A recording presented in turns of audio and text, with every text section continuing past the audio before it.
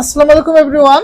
আজকে আমরা শিখব কোনো কিছু অবশ্যই থাকতে হবে রূপ বোঝাতে আমরা মাস্ট হ্যাভ স্ট্রাকচারটি ব্যবহার করতে পারি।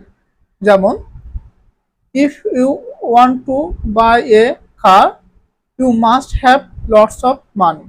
তুমি যদি কার কিনতে চাও তোমাকে অবশ্যই প্রচুর টাকা থাকতে হবে। Another example, if you want to be a good teacher, you must have enough knowledge. যদি তুমি শিক্ষক হতে চাও অবশ্যই তোমার যথেষ্ট নলেজ থাকতে হবে। Another most important example, if you want to get the job, you must have uh, enough skill and knowledge. So তুমি যদি ওই চাকরিটি পেতে চাও তবে তোমাকে যথেষ্ট নলেজ এবং স্কিল থাকতে হবে।